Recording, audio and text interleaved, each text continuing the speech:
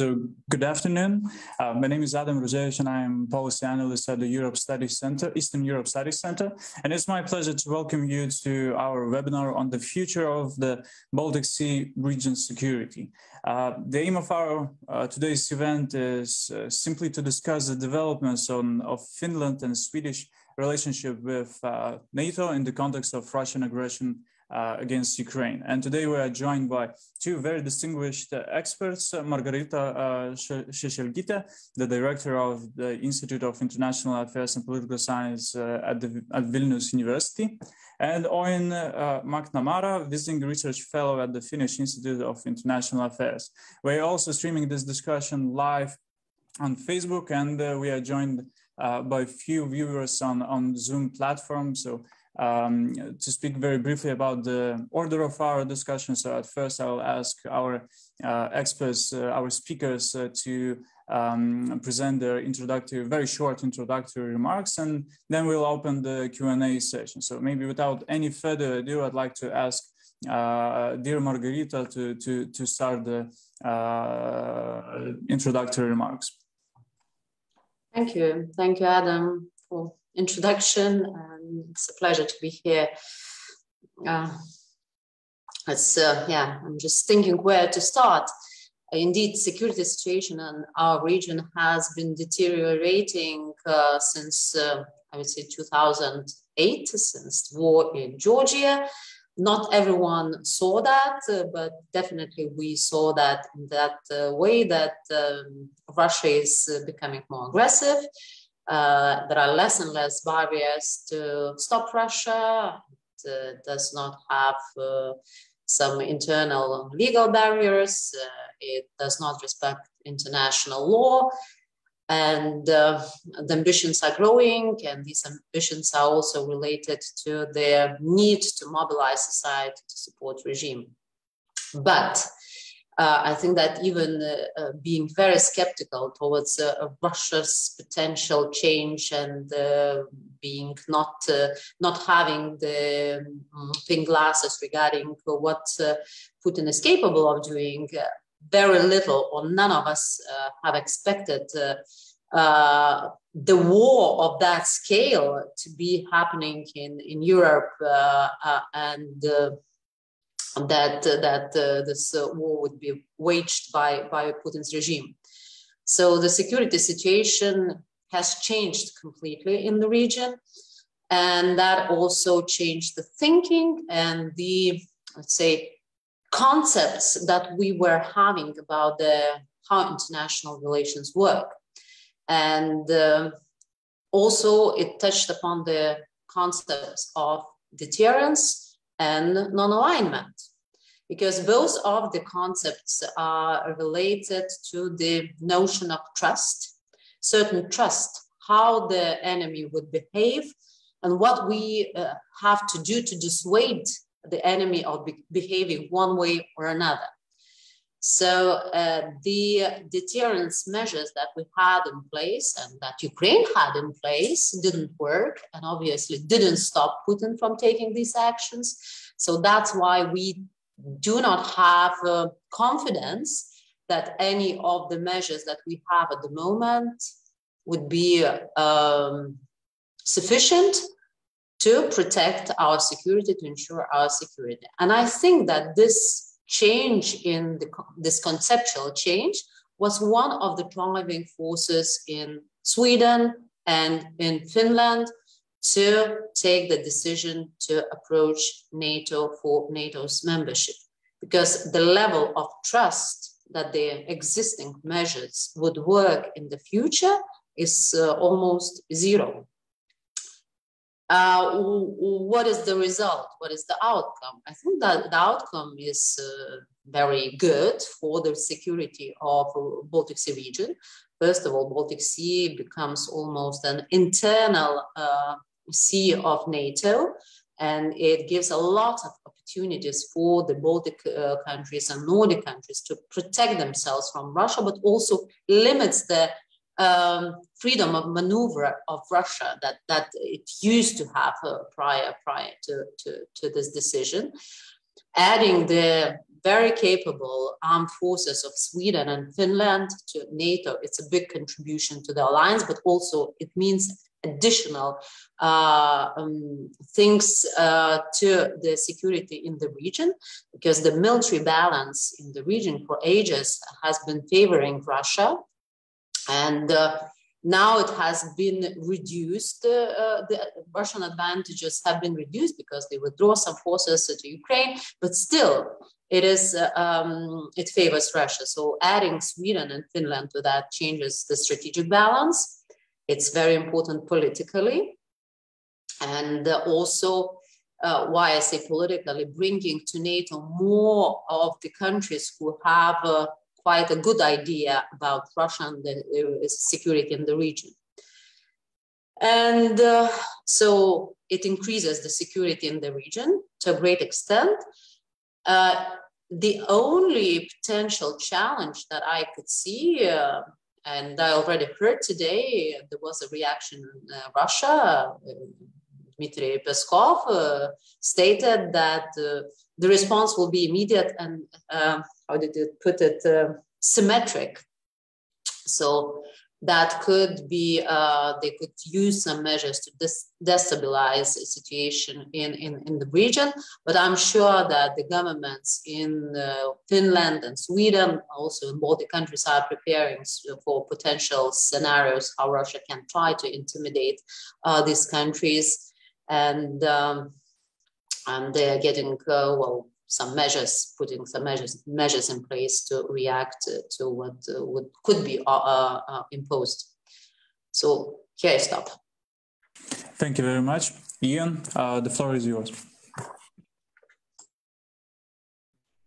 I'll just unmute. I'm unmuted. Good. Okay, thank you, Adam and Margarita, and to EESC for inviting me. It's great, even virtually, to speak in Lithuania. I've before moving here to FIA, the Finnish Institute of International Affairs, I worked at the University of Tartu for many years, and I still have a sporadic but mysterious connection there. My friend and colleague Andres Kozakam can maybe fill you in on that. He's better known in Lithuania than I am. So it's great to be here. So what a spring this has been. I'm not from Finland, by the way, even though I work from Finland. I'm from Ireland, but I do research on the Baltic Sea region. So particularly Nordic Baltic security and transatlantic relations, all things NATO. But what a spring it has been. I remember just a few short months ago, the Finnish Prime Minister Sanna Marin, and she said that NATO membership was unlikely to happen in her tenure. This was, if you go back and check it, I think it might have been December or January. And her tenure still has a couple of years to run, I would say, unless the government collapses unexpectedly here, which is unlikely. So what changed? And of course, the answer is obvious. The February 24th full-scale military assault, full-scale aggression from Russia in Ukraine. And Finland, I mean, I know this from working at FIA, very country that's very well informed, an insatiable appetite here in the media for news and updates on international politics. Our phone, since I joined FIA in November, my phone has been hopping nonstop like all my colleagues. So a country that's very well informed, a country that has a very strong intelligence picture. Even though they're very quiet about it here, maybe it takes a loud Irishman like myself to talk about it, but a very good general intelligence picture and military intelligence picture into the post-Soviet space. So Margarita talked about the strategic balance. So very well informed on how that balance is changing, and indeed how that balance might favor Finland's decision-making at this time. So we talk about Finland, its capabilities. So its core professional force, 22,000, very strong air force. They use the FA-18, procured in 1994 from McDonnell Douglas, but it's now run by Boeing, Hornet aircraft. But they have, which strengthens, they have 60 of those, and they have 64 F-35s on order, which will strengthen their air force further. Their navy, it's a green water navy, but still quite a strong navy for the strategic conditions in the southern Baltic. Their reserve on land and other branches outside the 22,000 professional corps, they can mobilize, and they are masters of the art here of mobilizing from the wider population quickly. Their conscription system is unrivaled, so they can mobilize very, very quickly. The system is very, very well fine-tuned, and 280,000 men is the mobilization number behind the professional corps. And even behind that 280,000, they have another reserve, which brings them up to 900,000. So in the event of a big deterioration of security and a crisis in Northern Europe, Finland, when they mobilize, they actually have the strongest artillery system or strongest artillery mobilization in Europe, period. So they can, artillery is often referred to as the god of war. And we see from the war in Ukraine how important artillery is, both in Russian aggression and in Ukrainian defense. So the Finns are ready to meet fire with fire. They are very well prepared across the spectrum. So why NATO? Why NATO? Well, of course, if we listen to Finnish leaders, and I think that the foreign minister Pekka Haavisto said it best a couple of weeks ago, that even in 2008 in Georgia and in 2014 with Crimea, and after that with the proxy war Russia has supported in Donbass before February 24th this year, that Russia was taking calculated risks. We had a good sense of what and where Russia's limits are. Right now, we don't know where Russia's limits are. There's two different patterns. We can see Russia is bogged down in Ukraine, and Margarita referred to this. More and more resources are, Putin has bet the farm in this, and he's throwing more and more resources into it, which means more and more resources have to come from elsewhere.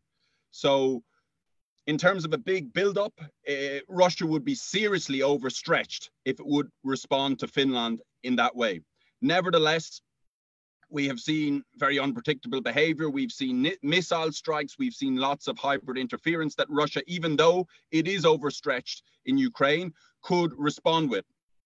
So all of this needs to be deterred. So here in Finland, the sense is that they need still, even though they are very strong as a NATO partner, they need now that Article 5 guarantee, collective defense, to never again be alone, something a Baltic audience will be very, very familiar with. And they also need that nuclear deterrence as well, because we see Russia speaking up the nuclear threat all the time. So to fully, Finland is a strong lock, definitely, and has been in Northern Europe for many, many years. But they need to fully bolt the door now. We've seen in Ukraine that prevention is better than cure. Preventative deterrence, so that you don't get any iota of aggression, is still better than deterrence by punishment or deterrence by denial. Because we've seen deterrence by denial in Ukraine. When that fails a little bit, you get high aggression and you get a lot of damage, and it sets your society back.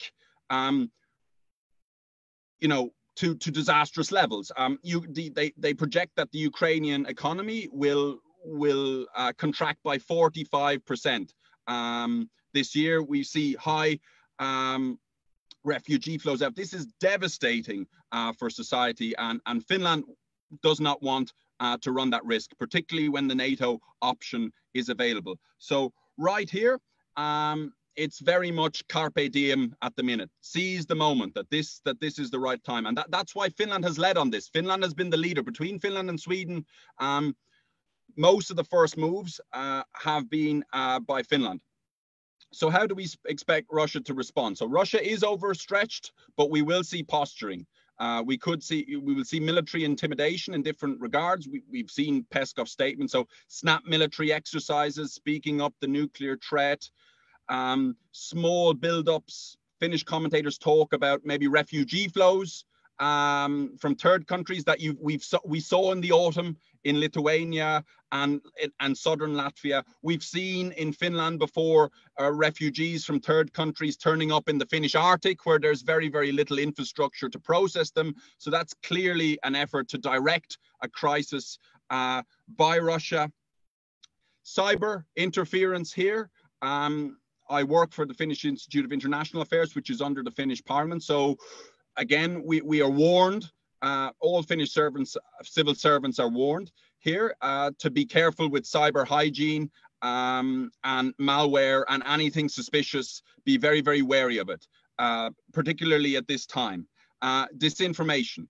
So all of these things, we can attempt Russia to try over the coming months. That's the bad news. The good news is that Finnish society is very, very well prepared for this and is very, very well prepared to weather the storm as the ratification process takes place. This will take some time. 4 to 18 months is what many commentators are projecting before Finland becomes a full member of NATO. So Finland's independent defense capacity is quite strong for that. Sweden a little different. They have a little bit more ground to make up, but we are also getting, not we, but Finland and indeed Sweden, we are getting encouraging messages from the Western powers. Boris Johnson was here over the last few days, and he said, you know, that the UK would enter into a defense and security pact with Sweden. So that assuages any fears that are there. So I'll leave it there. If there's questions on the link to the Baltic states, I'd be happy to take them. But yeah, some uncertainty and some unpleasant Russian strategic behavior to be expected, but nevertheless, Finnish society is ready, prepared, and gearing up for this next move in its security policy. Thank you. Thank you very much for your wonderful introductory remarks. And we already have a question from our audience. And maybe if I could wrap up 2 questions in one. You both touch upon the changing balance of power in the region. And there are 2 areas that are quite sensitive to Russia. We have the strategic Russian forces in Kola Peninsula, and we also have the Kaliningrad exclave, which is very close to Baltic countries and can affect as an area denial tool to Swedish air forces, for example. So how would you predict Russia, what would be the Russian response, and how Russia would behave differently if Finland and Sweden would join NATO, as it is anticipated they will, in those 2 geographical areas, in Kola Peninsula and in Kaliningrad? And maybe Margarita, you could start. It's a very difficult question in these days because it's very difficult to predict what's going to be the reaction of Russia. Russia is bleeding in Ukraine, and that might affect their further decisions regarding the militarization of certain regions. Militarization in the region in Arctic has been one of the Russia's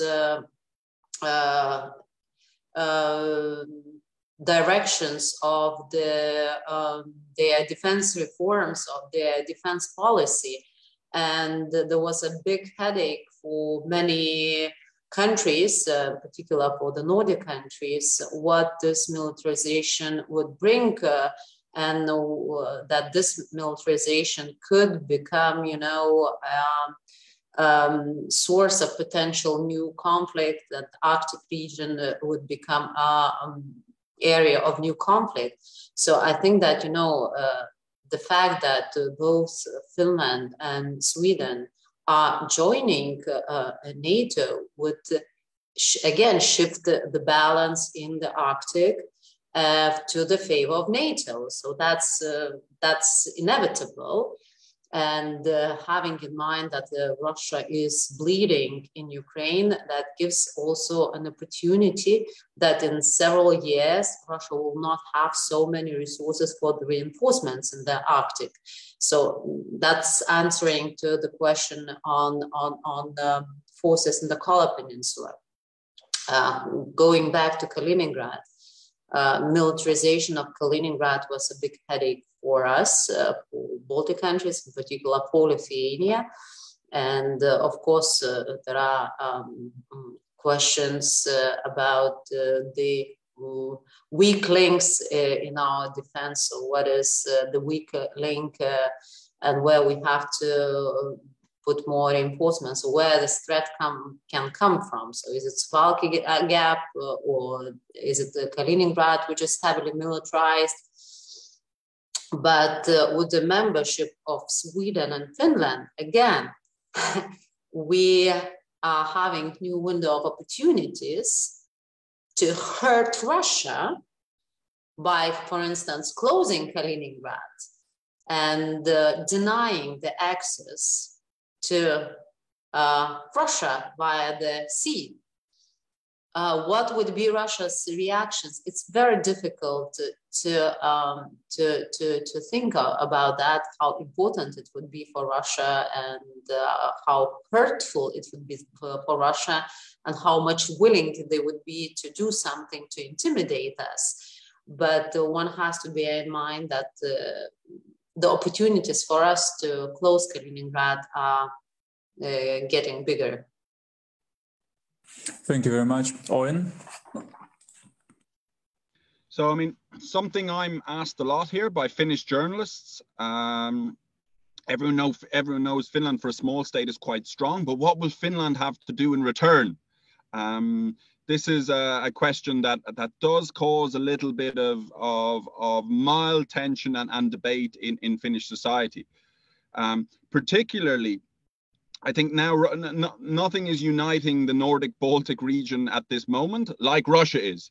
But in the old days, say 5, 6, 7, 8 years ago, there was a little bit of disquiet in Finland, how the Baltic states, maybe the former Lithuanian president, Dalia Grybauskaitė, how this alarm raiser policy, like communicating the threat very loudly to NATO allies, so that NATO allies are clear on how Russia is escalating its aggression. There was a little bit of disquiet here. The Finnish style is to not really say a whole lot.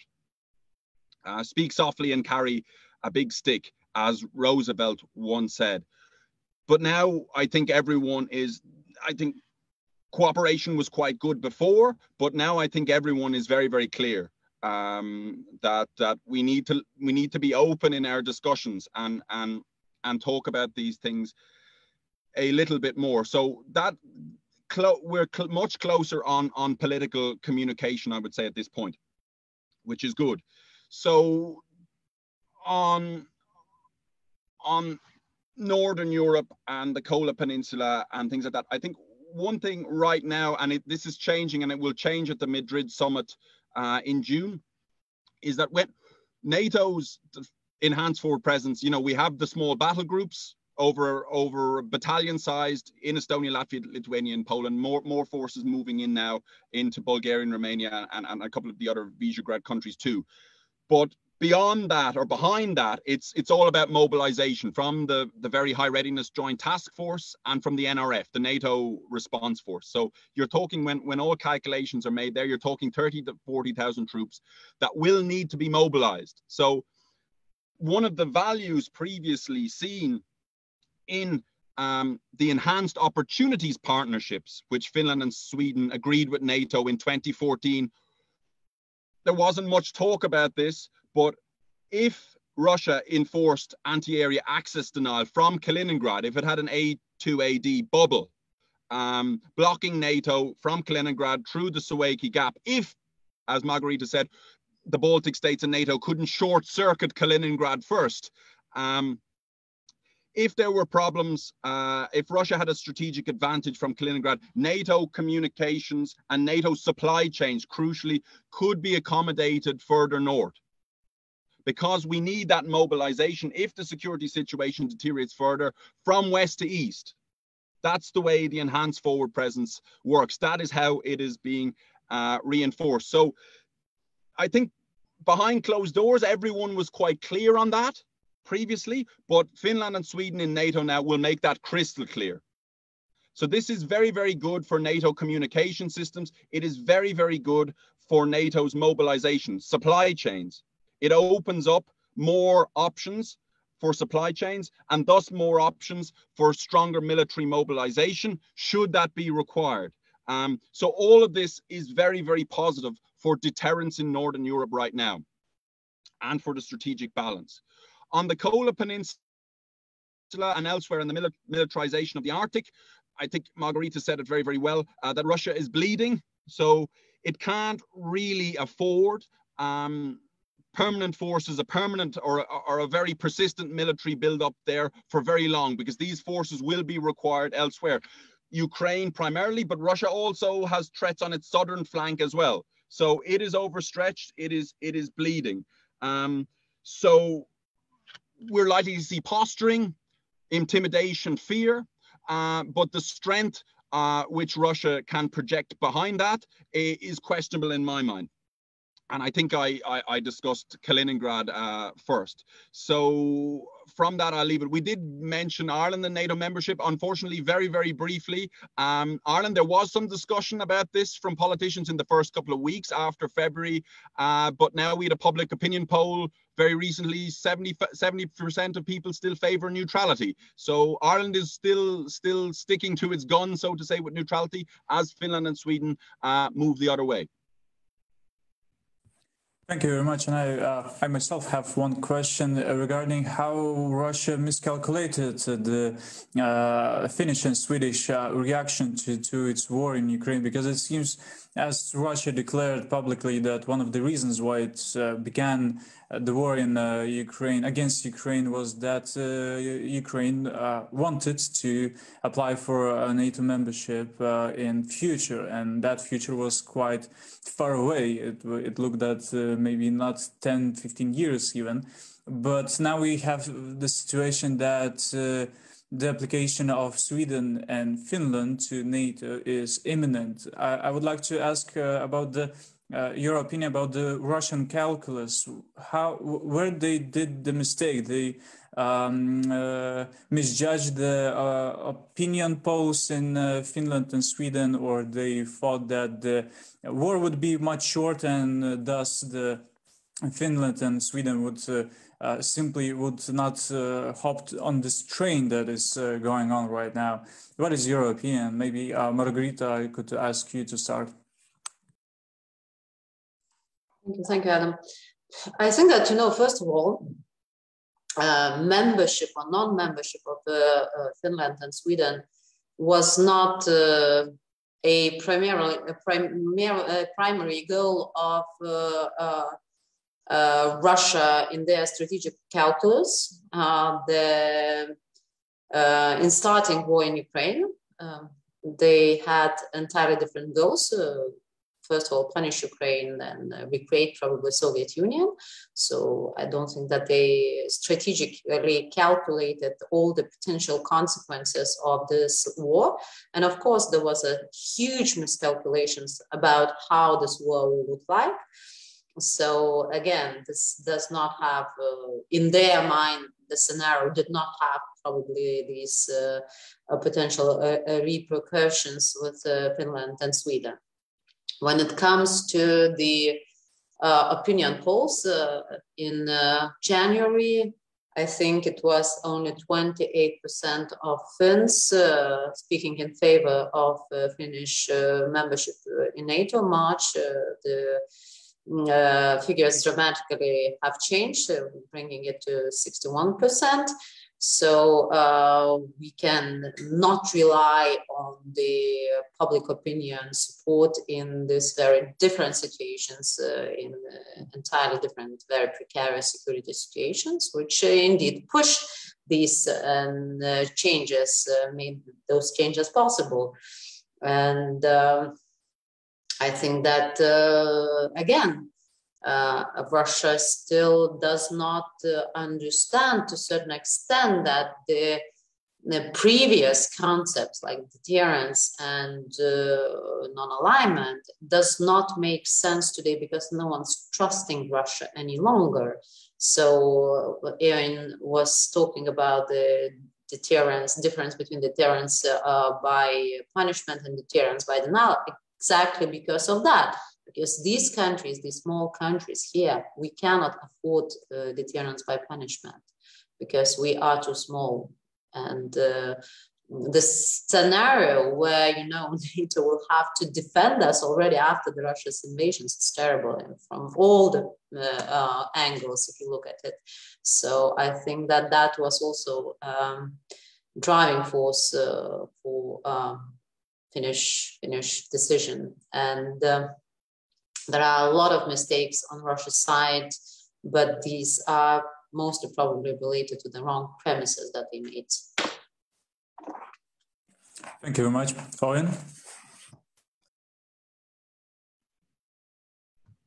Yeah, so I come at this a tiny bit, as someone from Ireland, a country that's not in NATO. I tend to look at Finland through Irish eyes sometimes.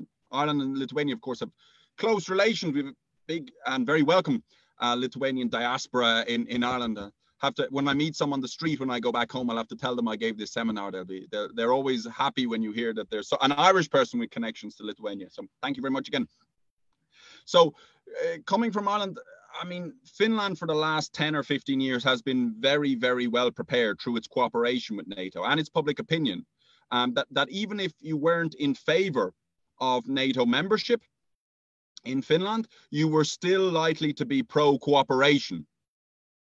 So there wasn't this kind of skepticism towards NATO that we have in some other non-aligned countries like Ireland that see NATO as part of the problem often and not part of the solution. In Finland, over the last 10 years, politically and in public opinion, NATO is definitely seen as part of the solution in Northern Europe, even though Finland wasn't a member. You can go back into all the Finnish government reports on security in the region.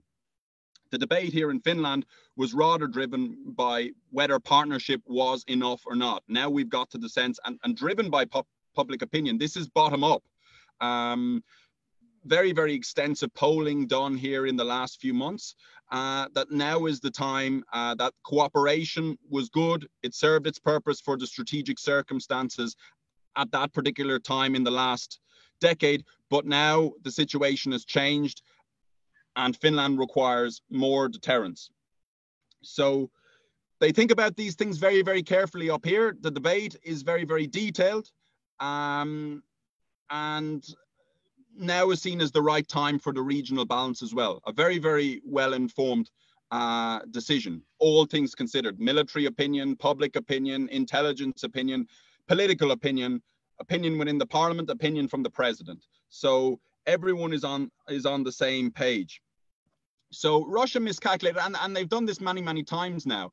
I can think of many, many examples. They thought, I presume, that Ukraine, they would be in and out quickly. They'd have their military objectives done in a matter of weeks, if not a matter of days, and it would be an exemplary show of force of the mighty Russian military.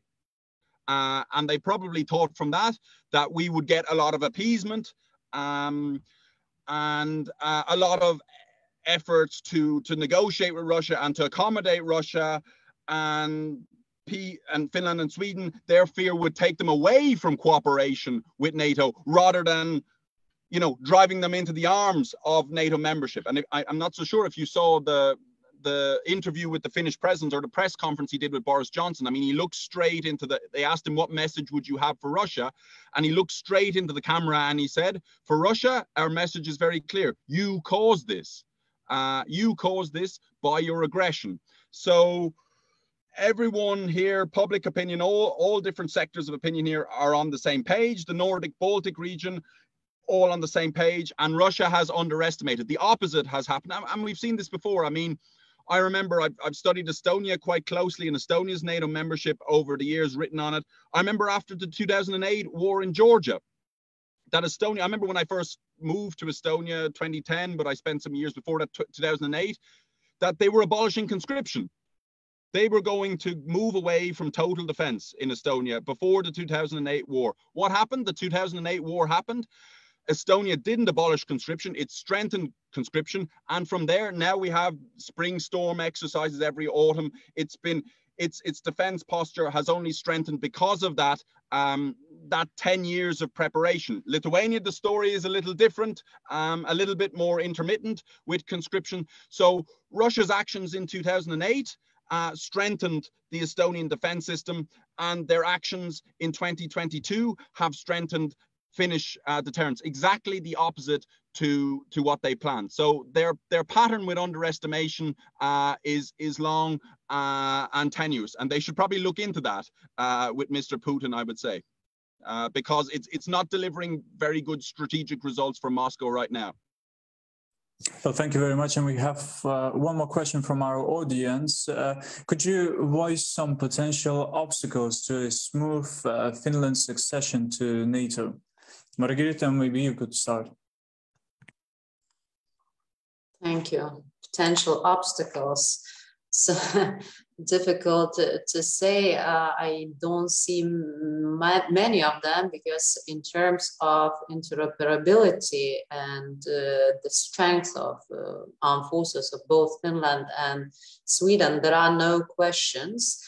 Those two countries have been NATO partners for a number of years, participating in the international operations in Afghanistan, I guess, and other countries, and there is a huge record of cooperation. So I don't think that there would be any military obstacles or technical obstacles, or have to integrate these countries into NATO. The only slight challenge that I could see is the probably ratification processes in many countries, and not that they would not be willing to do that. It is slow procedure, and we are facing summer, and in summertime many parliaments in a number of countries are releasing themselves for the summer. Also, there are countries which were declaring that some presidents of some country was declaring that they would try to not vote against, because it's not about voting, but not support Finnish and Swedish membership in NATO. But I also don't think that at the end of the day that will be happening. And the third one is that during this time, after the official application or official declaration, so probably since today, until NATO, Finland and Sweden would become members of NATO, there is a time gap through which Russia could do something to intimidate those countries.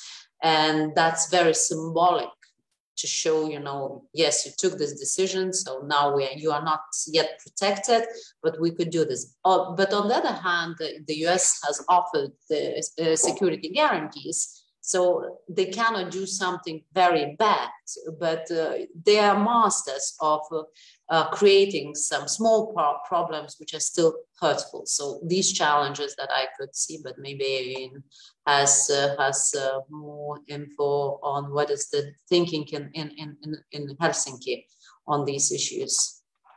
Thank you very much, Owen. Maybe you could share your insight. So yeah, Finnish society from a very long way out now, even before these discussions started really getting serious here in the last few weeks, that Finland society is very, very well prepared for this, expects it. But I think, again, with Russia, this team, they will get the opposite to the effect they want to achieve. If Russia interferes with hybrid interference across any civilian or military security front, that will only galvanize Finnish public opinion even further for NATO membership, and make them more and more resilient over those months that it takes to be ratified. I agree with Margarita that NATO is a democratic alliance. We're still in it's an alliance that is still in peacetime, and parliamentary procedures must be followed, and that can be a slow process. Whether we will see any hiccups, I don't think so. Well, we saw that we've seen a few tricky things in the past with the Croatian president. That was a complete ruse, because of course the Croatian president doesn't have any legislative power. So we could see little flashes of populism like that. We've seen this with the Baltic states as well. NATO's 70th anniversary meeting in London, when was that? 2019, just before the pandemic, we had Erdogan coming out saying that if NATO members didn't recognize some Turkish organizations as terrorists, then he might block some initiatives for the enhanced forward presence affecting the Baltic states. So I wouldn't rule out kind of populist playing to the audience, playing to the cameras, different domestic audiences, things like that. But these will be hiccups, and I don't think that these will derail the process. So Finnish society, as I keep saying, is ready and is anticipating some unpleasant behavior, but it will have enough to get through. Thank you very much. I would like to remind our audience that there is still some time left, so please write your questions and we'll do our best to answer them. And as we are waiting for the questions, I would like to maybe elaborate on the Swedish role and the Swedish relationship with NATO, because during past months we saw Finland as a leader in discussions about joining the NATO. We saw quite a lot of various meetings. There were a lot of important media reportings about the discussions taking place in the Finnish parliament, but we did not see that much about Sweden. Is there any difference how Sweden and Finland views its potential membership in NATO? And maybe Margarita, you could share your ideas. Yeah, it's an interesting dynamic. There was always a discussion that those two countries either join NATO together or none of them will join.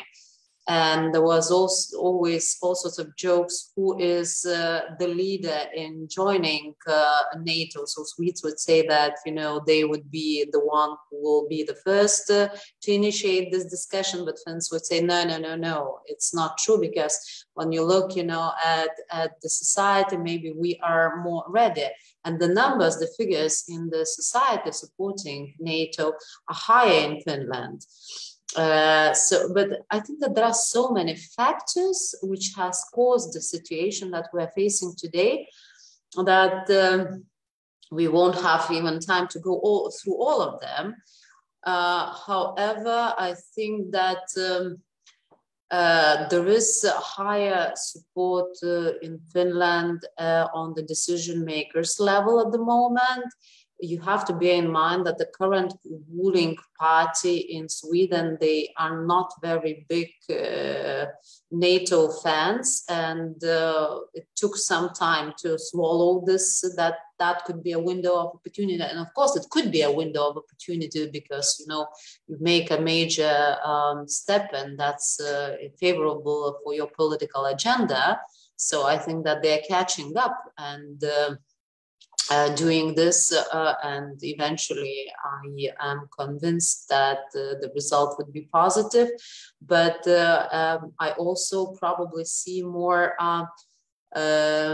steps on this highest political level, which were being taken rather than, having the discussions in the society with various groups and so on. So I think that it's just very different situations, but not because there are fundamental differences between two, because in Sweden, there was always a part of the society which were very pro-NATO, differently, than in Finland. But now the situation has changed, and probably, these changes within the society could be one of the driving forces for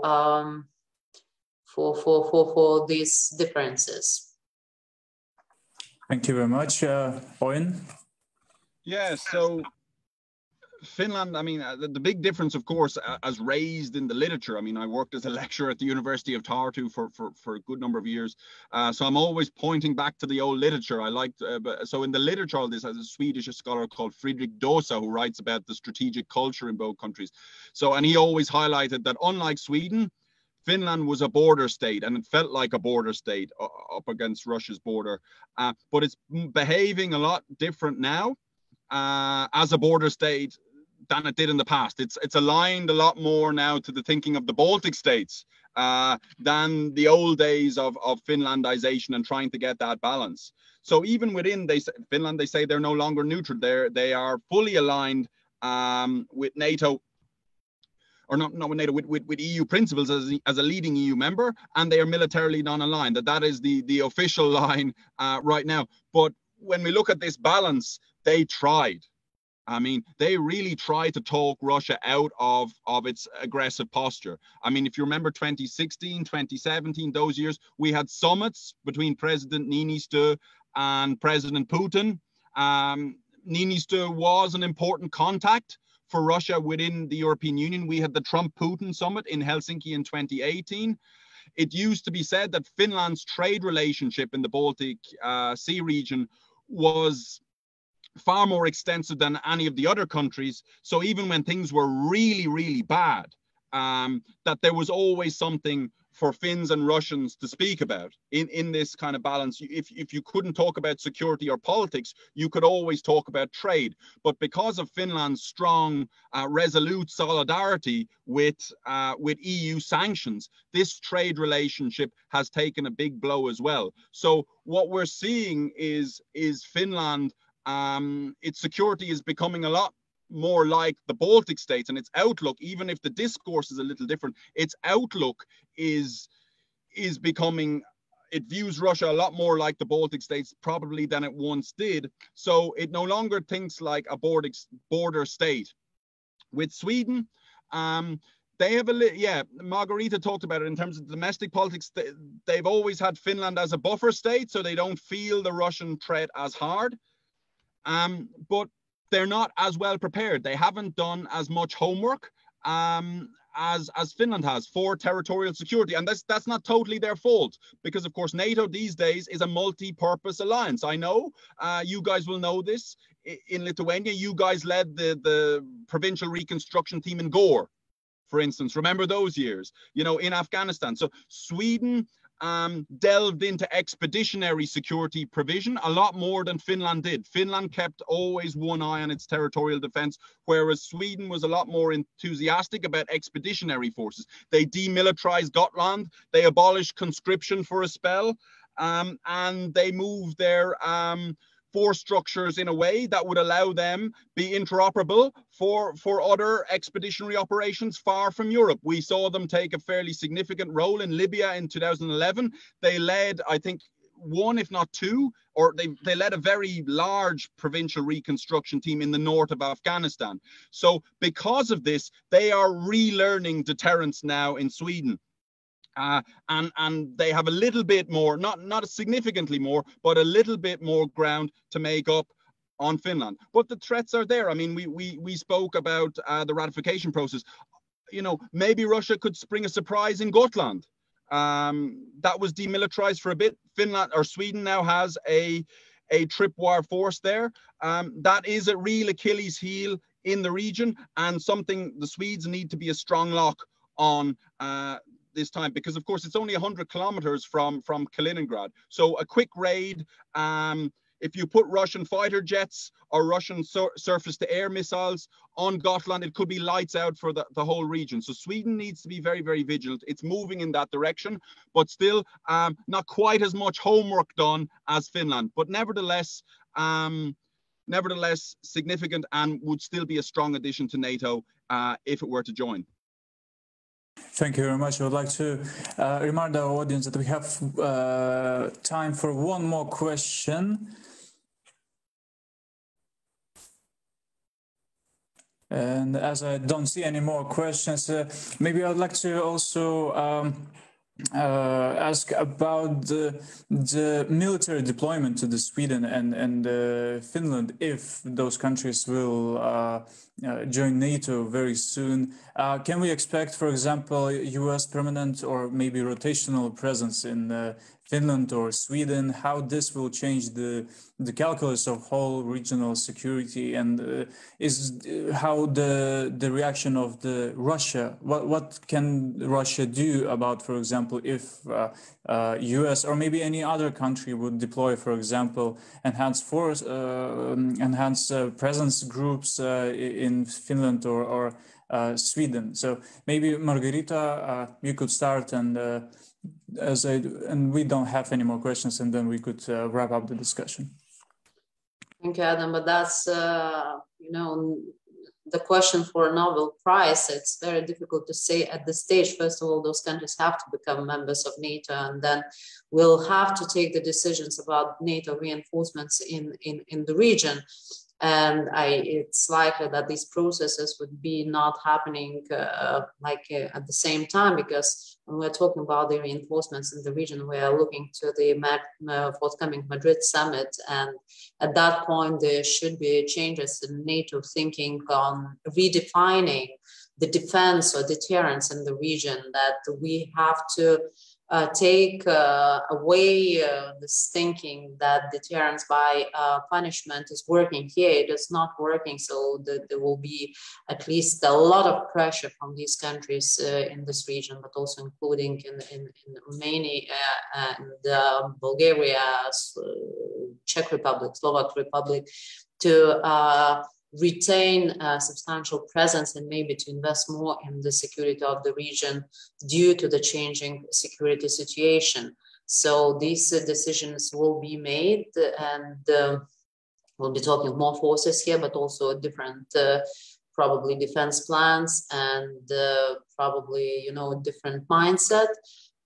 With the adding Sweden and Finland to the region, once again, there would be changes in defense planning, how you protect the region. And that's very, on one hand, that's additional hassle, but it gives an entirely different outlook on how our security from the military perspective could be viewed. Adding those two countries, it's a booster to the armed forces in general, but also the strategic depth of the alliance ability to protect itself. It increases. So I really don't have any ideas what would be the steps after Madrid in terms of deploying forces to Finland and Sweden. And these two countries are very capable also of defending themselves. First of all, having very strong forces, in particular Finland, having this resolve to defend itself, but also being very rich countries which can invest in and buy very expensive technologies and jets and things that, for instance, Baltic countries cannot afford. So that's to be seen in terms of U.S. presence. The more U.S. presence is in the region, the more happy we are. We'll see to what extent this U.S. presence for the promise for the security guarantees for Finland would be materializing. So what would be the practical steps? But at this point, I think it's a bit too early to comment on those issues. Thank you very much, Owen. And if I could kindly ask you to keep your answer very brief, because we are nearly out of the time. I think the message from Brussels will be to Finland: keep doing what you're doing, guys, because you're doing it quite well. As I mentioned with Sweden, as it relearns deterrence, as it repostures its force structures for that trajectory, more of that, and Finland the same. Keep doing what you're doing. Keep being a strong bloc. Article 5 and NATO's nuclear deterrence will make you stronger. So I don't foresee the battle groups that we see with the EFP in the Baltic states. We will have a slightly different arrangement. But as I mentioned, the supply chains and Finland and Sweden's interaction with the wider region is very, very important. What we could see is small command and control teams to coordinate supply chains, communication systems, things like that from NATO. There's a name for them. I've written about them in one of my papers. There's an acronym for them, but I can't just, for the life of me, I can't get it off the top of my head right now. So command and control, small command and control coordination teams, I'd say that would be about it. Otherwise, from a burden sharing perspective for security in Northern Europe, Finns and Swedes, keep doing what you're doing. So that's one side of it. Just briefly on another side, Finland and Sweden, they will have to, and they're discussing this here, adjust a little bit. Like their civil servants will be on all the NATO policy planning committee. Their leaders will be at the North Atlantic Council. They'll be in the room all the time now. So they will have to learn NATO's bureaucracy. They will have to learn a little bit on NATO's alliance politics, even though their situational awareness is very, very good. Same with the military. Their organizational awareness is very, very good. They know how NATO works. They know how NATO functions, but it's like getting a little bit like getting a new pair of shoes, that they might be a little pinch as they get used to it. So they'll have to learn maybe how to work within the NATO response force, how to work within the very high readiness joint task force, these instruments that allow NATO's collective defense to function. And hopefully, just last thing on the Baltic states, hopefully everyone, a message of mine is everyone's getting on the same page now, and the political needle is gone away. But there was always a little bit of needle between Helsinki and Tallinn, particularly when Toomas Hendrik Ilves was the president in Estonia, that, you know, the Estonians were always seen as a bit too pushy, and the Finns perceived that the Estonians were making demands that were a bit unrealistic. So let's hope that that political needle now fades away and everyone gets firmly on the same page, because it's that will strengthen deterrence in Northern Europe even further. So I'll leave it there. Thank you. Well, unfortunately, our time has already run out, and I would like to thank you for our distinguished speakers, Margarita Šešelgytė and Owen McNamara. And I would like to also thank you, everybody who asked questions and who tuned in to our today's discussions. And surely we live in very extraordinary times when things change very rapidly, and we'll follow the events as they unfold very closely, and hope to see you very soon. Goodbye.